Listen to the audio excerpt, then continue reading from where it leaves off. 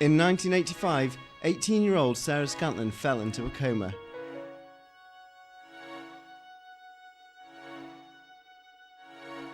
For 20 years she slept, seemingly unconscious of the world around her. Doctors said that she would never wake up.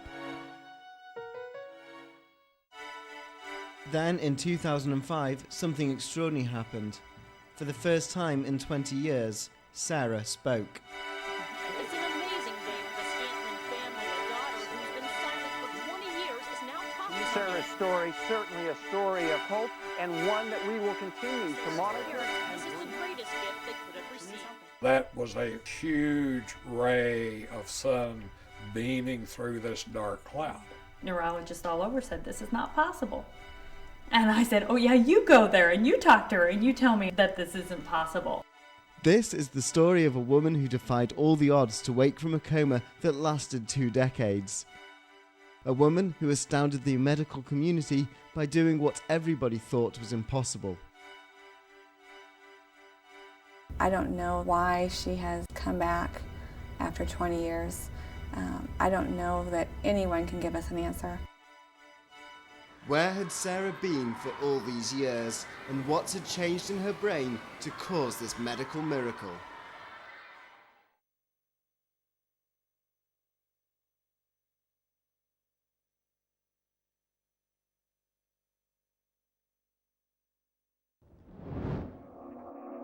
Coma is a shadowy state, halfway between life and death. Comatose patients are not entirely part of this world. A comatose patient cannot be awakened and fails to respond normally to pain or light. Coma means the patient's not responding to their environment. We speak to them, they don't answer back. We pinch them, they don't feel the pain, they don't do anything. Little is known about what coma patients are experiencing or feeling. The mystery of what is happening in their brains is only just unfolding. However, there is one certainty in the world of coma. The longer a patient takes to emerge, the less likely it is they ever will. We know that after about a year, you've kind of reached a plateau in your recovery process. There are small changes that can sometimes be significant to family members, but they are minimal.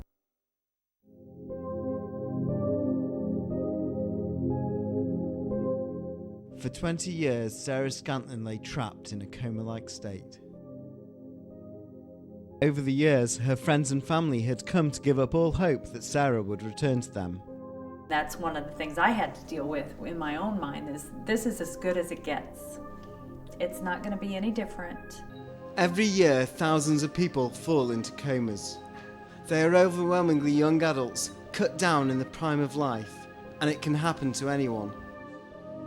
For the families of coma patients, having loved ones that are not truly alive, but not yet dead, the anguish can be unbearable, and there is no way of knowing when it might end.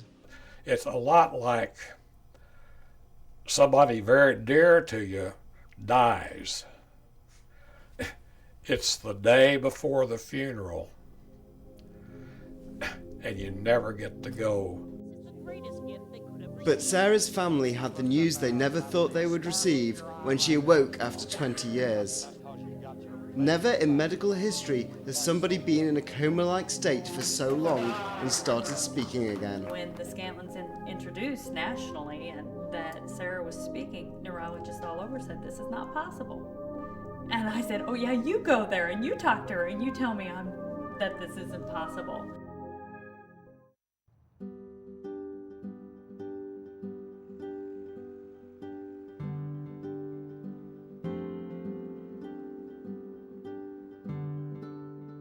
Sarah lives in the small town of Hutchinson, Kansas.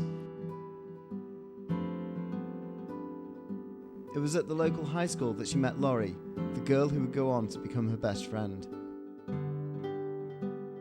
I had been friends with Sarah since 6th grade.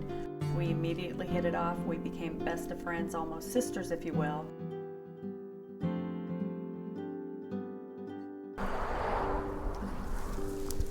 Laurie is travelling down from her home in Kansas City to visit Sarah. She makes a 200-mile journey every couple of months to give her support to her closest friend. For the last 20 years, Sarah has lived at Golden Plains Nursing Home.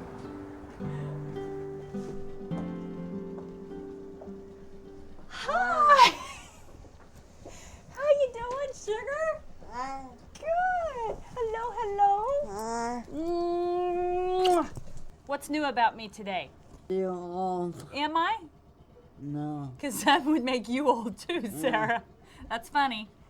Huh? Sarah. Did you notice I got new glasses? Yeah. Do you know why I have new glasses? No. Because I'm getting old. You're alone. Huh? You're alone. Yeah, I am. That's all right. I don't care. After decades of not talking, Sarah's speech is slurred due to the fact she is using muscles that have long lain dormant. After 20 years of walking into her room to stone cold silence, to walk in her room and to hear her say, "Hi, Lori." The Sarah that's here and with us today is very much the same Sarah that was with us 19 or 20 years ago.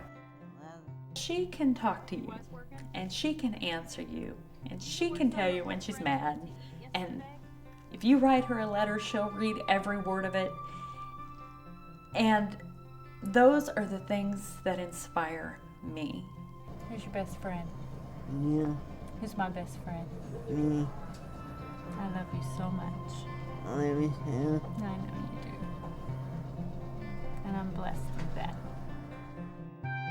Why did Sarah defeat all the odds to emerge? And what does the future hold for her recovery?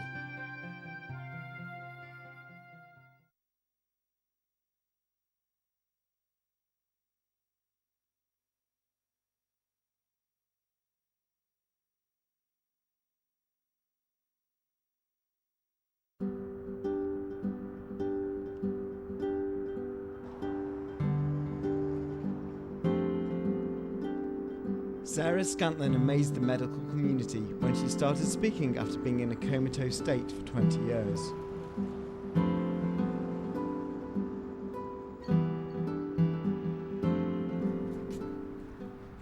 You are my only. You make me when you'll never know Dear, how much. I love you. Please don't take. That's the highway. That's right. Who's my sunshine? Me.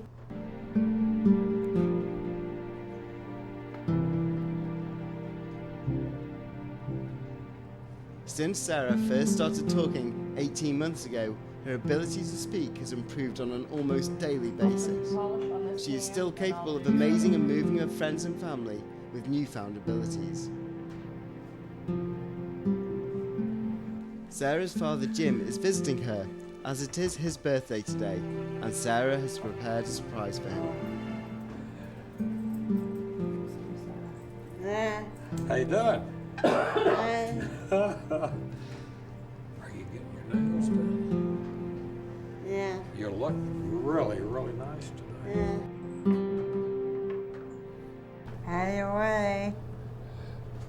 You. Highway. You.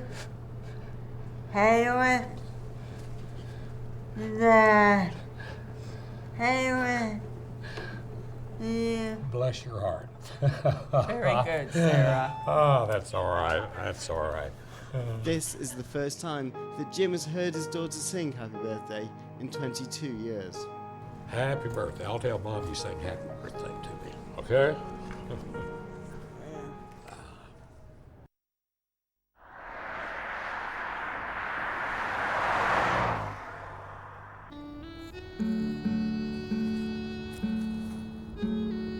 For the last 20 years, Sarah's parents, Jim and Betsy Scantlin, have stayed in Hutchinson to remain near her. Over the years, the financial strain of looking after Sarah has left them almost bankrupt, and they now live on a trailer park close to her nursing home. For them, Sarah has remained the vivacious girl she was as a teenager. There's Sarah in her glory in high school. Here's your team picture. Her Farrah Fawcett haircut. This is my favorite right here. And she was probably 5 in one picture taken. Oh. There's the baby picture. This was Sarah's 16th birthday. Those are all the high school pictures. Our senior dance, our senior prom. Life was a wonderful thing to her. I never saw her down.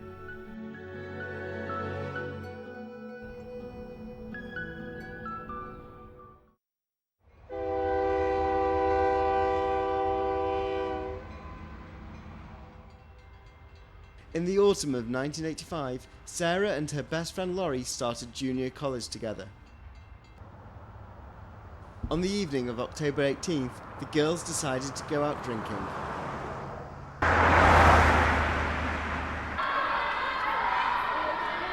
Sarah had just realised one of her childhood dreams, of being accepted on the college cheerleading squad, the Dragon Dolls. I immediately liked her a lot because she was vivacious, friendly, and outgoing. She was one of those people that just captured your heart. And I could tell that all the other girls liked her as well. Sarah and Laurie were celebrating Sarah's acceptance. They were 2 young women enjoying their newfound independence. We had gone out to the local bar called Tappers. We were just being college kids and partying and having a good time. As Tappers closed that night, we were walking out to the car, and I was in front of Sarah. The next thing I can recall is me getting pulled down out of the way. And I saw Sarah's body in the air, and knew immediately she'd been hit by a car. And while she was still in the air, another car from the other direction hit her.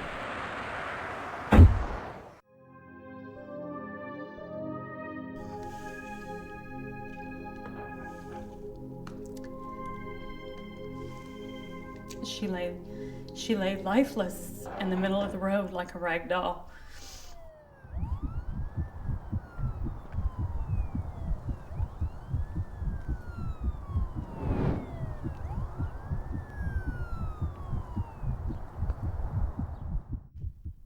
And my next thought process was I needed to call her mom immediately.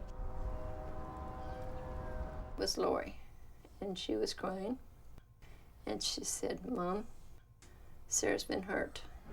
Sarah's injuries were so serious, she had to be airlifted to a specialist emergency hospital in Wichita, 40 miles away. Sarah's parents rushed to be by her side. I'm stunned. I mean, I'm not in shock yet, but I mean, I'm not comprehending anything. So, I mean, I drive like a madman to Wichita.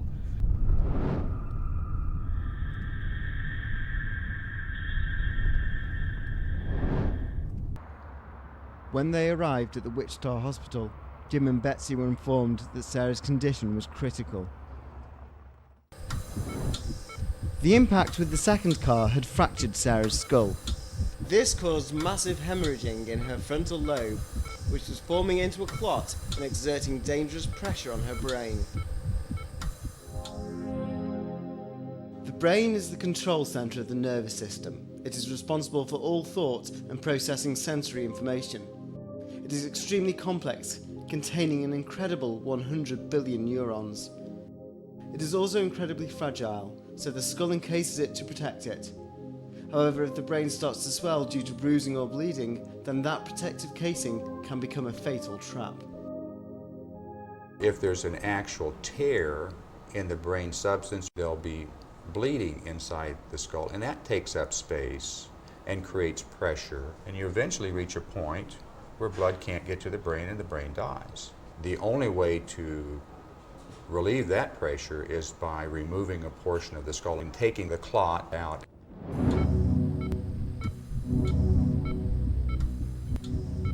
To save Sarah's life, her doctors had no choice other than to remove a blood clot the size of a fist from her brain, despite the fact that they knew it would cause permanent brain damage.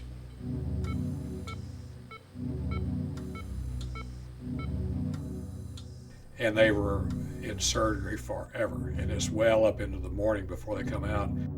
It was only then that Betsy and Jim discovered just how injured their daughter was.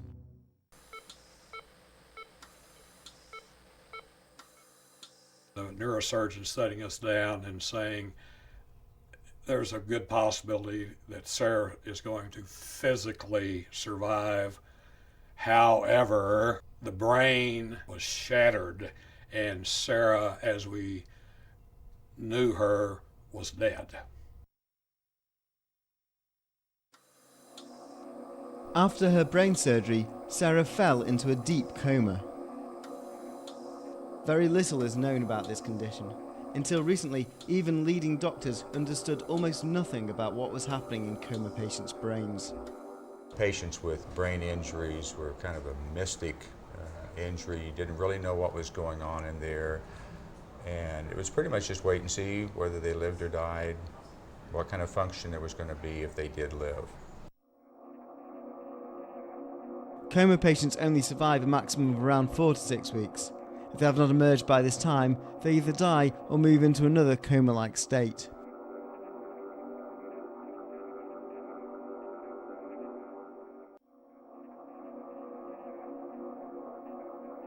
Commonly, these patients are diagnosed as being in a vegetative state.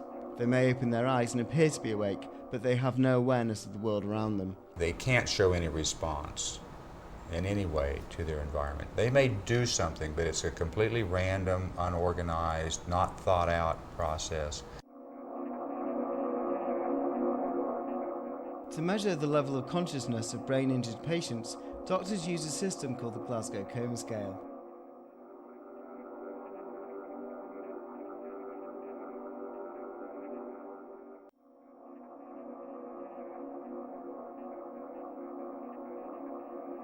Patients are graded, if you will, as to how severe their brain injury is. Literally a scale of 1 to 15, patients with a score of 8 or less are considered severe brain injuries.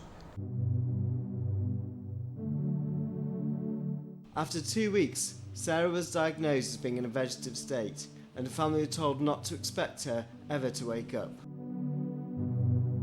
She had a Glasgow coma scale of 5 or less because even after she left the hospital, she wasn't responsive. She wouldn't respond to her environment. A patient's score on the Glasgow Coma Scale gives some indication of long-term prognosis. However, the most important factor in a patient's recovery is that the longer it takes a patient to emerge, the more unlikely it becomes that they ever will. Usually, we see the maximum improvement in 1.5 years or 2. It's still a fair amount of guesswork as to how much a person is going to improve and how long that's going to be. After 6 months at the Wichita Hospital, Sarah was moved to the Golden Plains Nursing Home, where she was destined to stay for the next 20 years.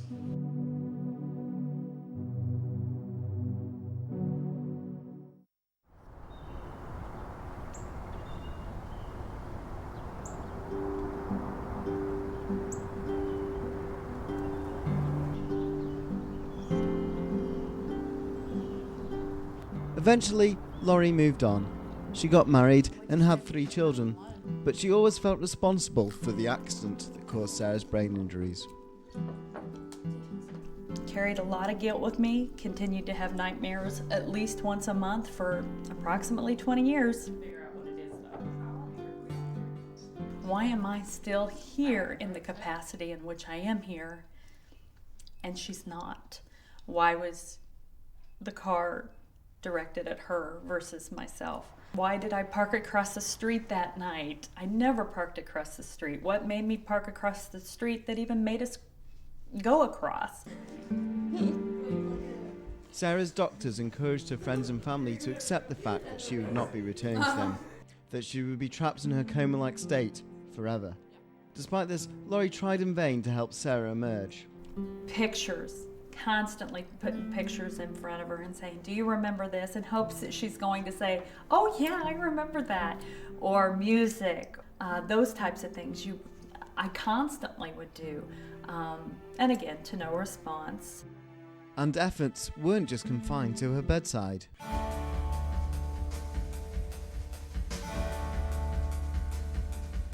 Her mother brought her here in a wheelchair, thinking if she saw the girls again, it was a part of the atmosphere, maybe it would bring something back in her.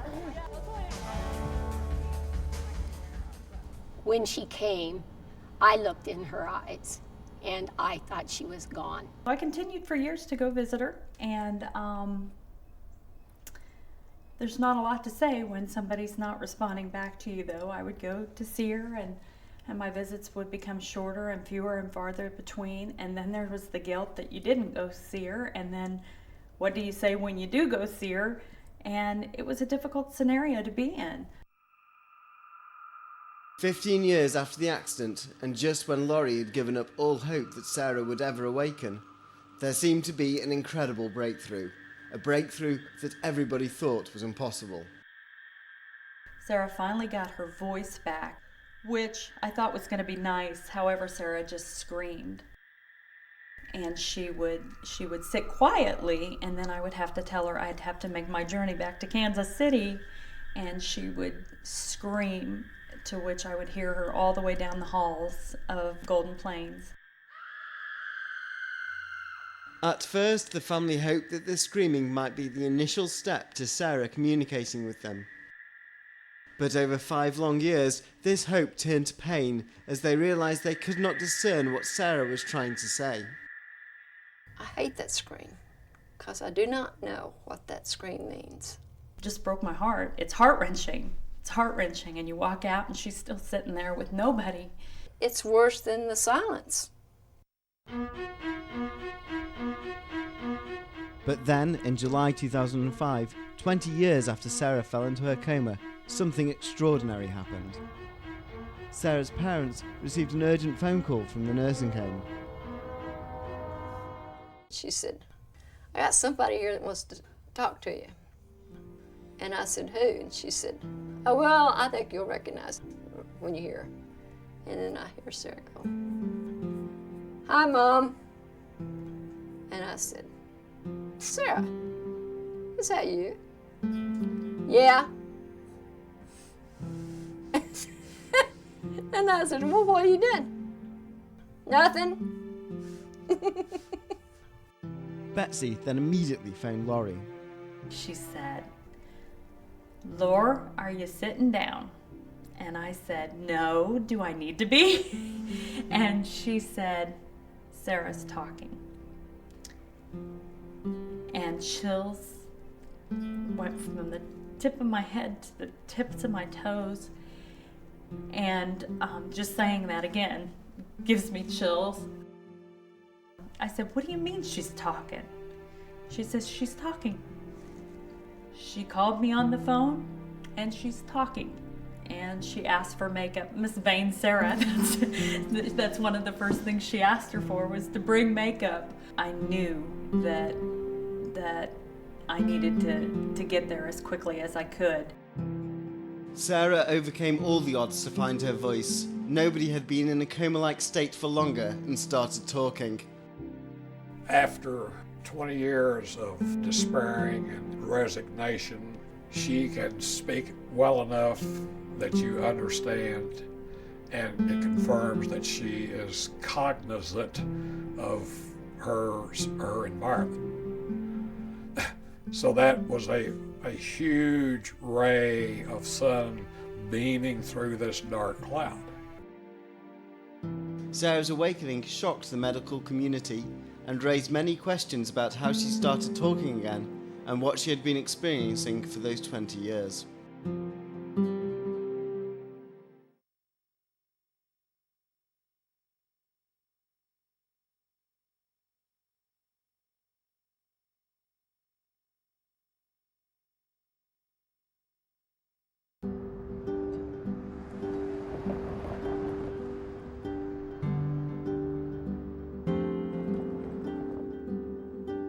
Sarah Scantlin amazed the medical community when she started speaking after being in a comatose state for 20 years.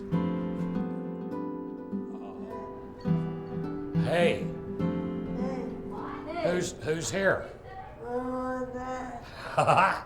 You bet. Good to see my girl.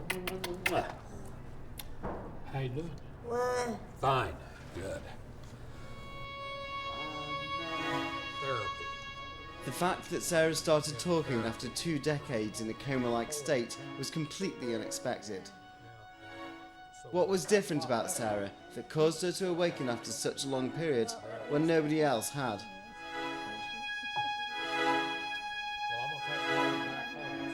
She is doing things that we can't explain, but she can't get inside the brain and study that on a cell level to know really what has taken place.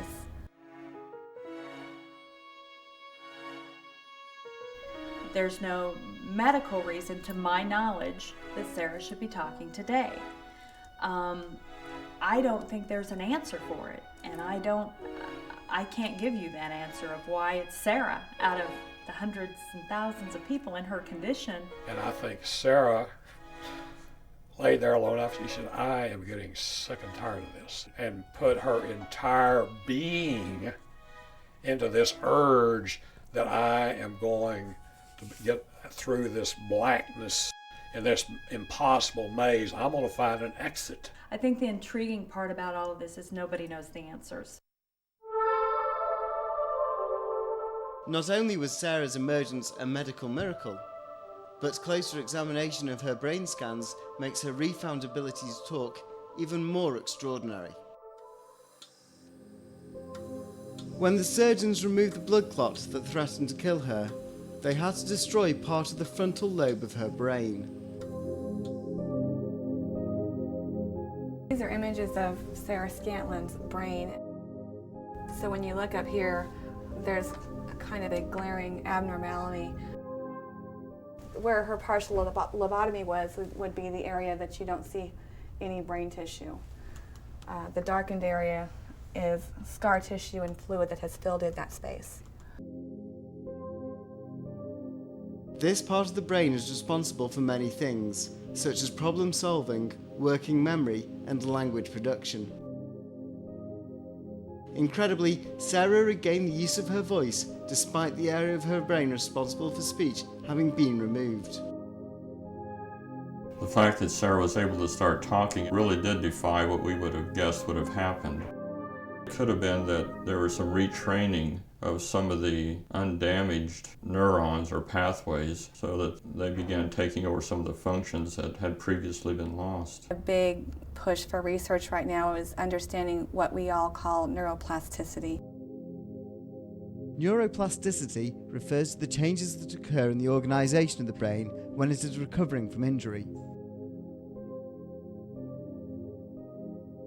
There's a large portion in everybody's brain that is not being used or is what I call in backup mode.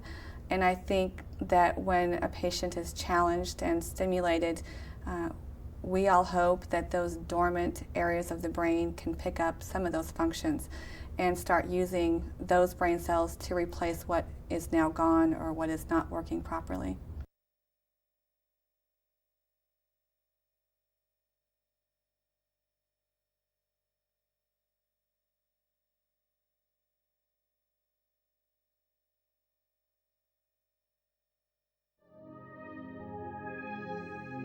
Little is known about how neuroplasticity actually works. In cases like Sarah's, how the brain repairs itself is still a mystery.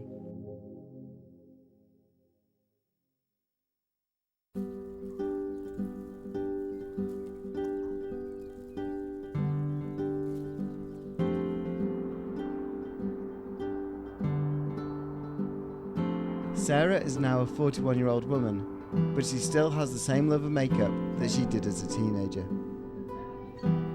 It is typical for those who have awoken from long-term comas not to realise that such a vast time has passed since they fell into their comatose state. What colours do you like to wear? What eyeshadow colour do you like? Pink. Pink, yeah. That color all right for your blush? Yeah. Okay. Sure hope I get it even, Sarah. The reality is that Sarah still believes she is a teenager. Tell me your date of birth and the year. May 2nd. May 2nd, which year? 66. 1966. Yeah. Tell me how old you are. 90. Is that 19? Yeah. I don't think she really grasped the time thing. I think that in this 20 years seems like yesterday to her. She just looks in question like, how is this possible that you have 4 children? And you can tell there's a question there in her mind that she just can't quite put it together. In Sarah's mind, she hasn't experienced the last 20-some years as we do. She's now communicating as though time hasn't passed since the head injury. That's one of the challenges in head injury. You have your old memories from many years ago that are ingrained in your head, but the recent new learning tends to be a struggle. The idea that someone suddenly wakes up from a coma and is normal again is only what you see in television dramas. When Sarah made her extraordinary recovery, one question everyone wanted the answer to was to what extent was she aware of her surroundings while she lay unable to communicate for 2 decades. Are you all fixed up now? Ooh, you look nice. Sarah looks really nice. After Sarah started talking, she astounded everyone by claiming she did remember events that occurred over the preceding 20 years. What do you remember about what somebody says 9/11?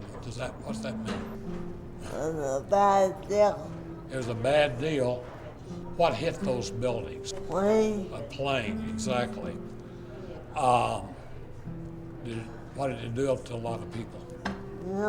Yeah, killed them, that's right. And you remember, I remember asking you about Oklahoma City. Yeah. What happened there? Bad blast. A bad blast, right? Not only can Sarah remember events that happened during those 20 years, but she can also shed some light on what it was like to be in the mysterious world of coma. How could you hear? How was your hearing? But you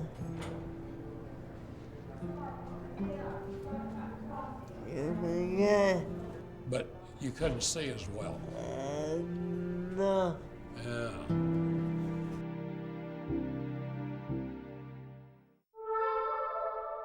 Based on this apparent level of awareness, doctors now believe that Sarah was in what is called a minimally conscious state.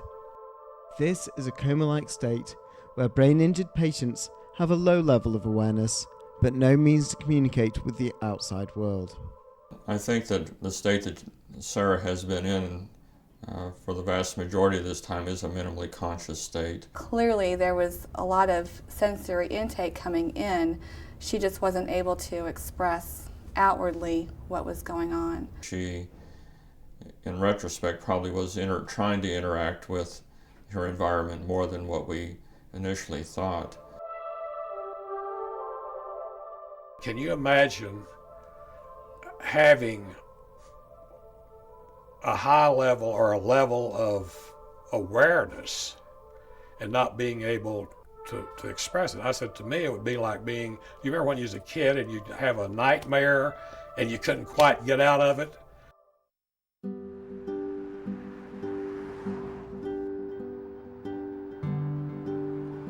When Sarah first emerged, her mind had broken free from its coma-like state, but her body still showed the effects of lying in a bed, unable to move for 20 years. Her muscles had wasted away, her joints had seized, and she had very little control over her limbs. Sarah has amazed her doctors with her determination to improve her physical capabilities to match her mental recovery. To help Sarah regain mobility, she has physical therapy 3 times a week. This involves building the strength in her limbs and increasing her coordination. That's very good, sis. Excellent. Yeah, how many more? 2 more? Or 3 We more? are leaning towards feeding. self-feeding with the device. We're going to help her also with the MAS, mobile arm support. It helps with the elbow to scoop food and bring it. It just assists the elbow. Take it off. There you go. Good job, Sarah. All right. In the past 18 months, Sarah has regained some coordination and strength in her arms. Doctors have little idea about how much Sarah can ultimately improve, but they have decided a realistic goal for her regaining some independence is to enable her to feed herself again. Stretch it out. Let's go here. Come on. You can do it.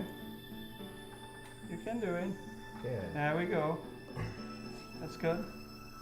Despite the best intentions of Sarah's carers, Golden Plains is not a specialist unit.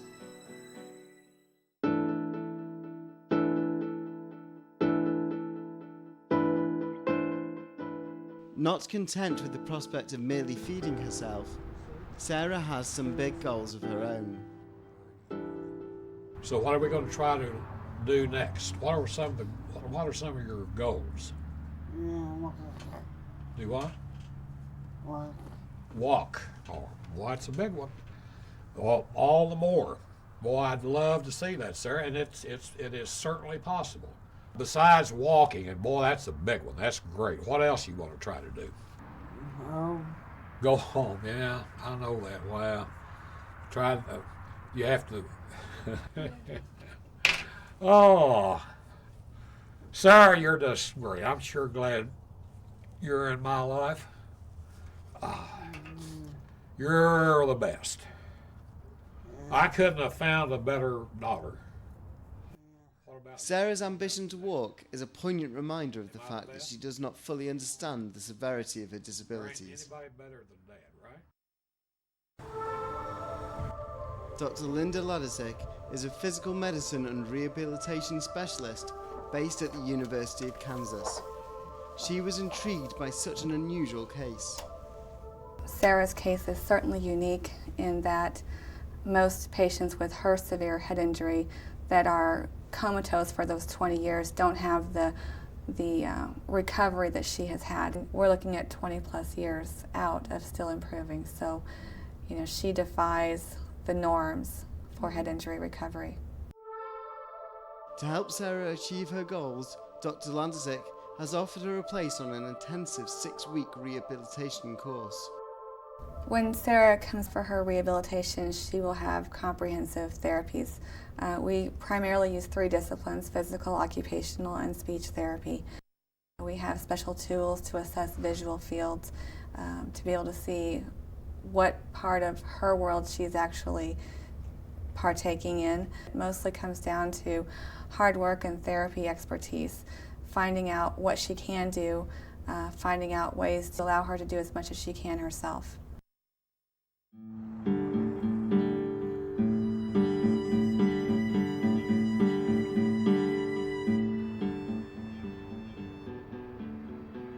Golden Plains has been Sarah's home for the last 20 years. She feels comfortable here, has friends and enjoys daily activities. But soon her family have got to decide if it is worth the upheaval to take her to the specialist centre. 25. There you go. I 25.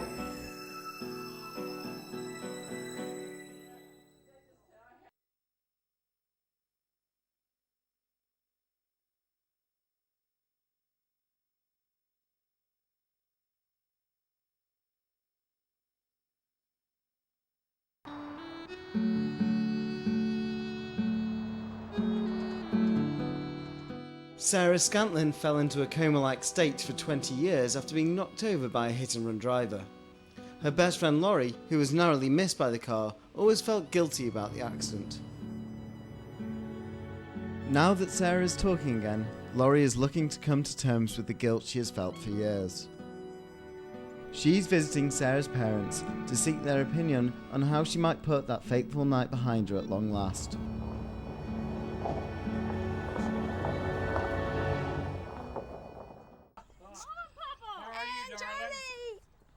That's my number 2 daughter.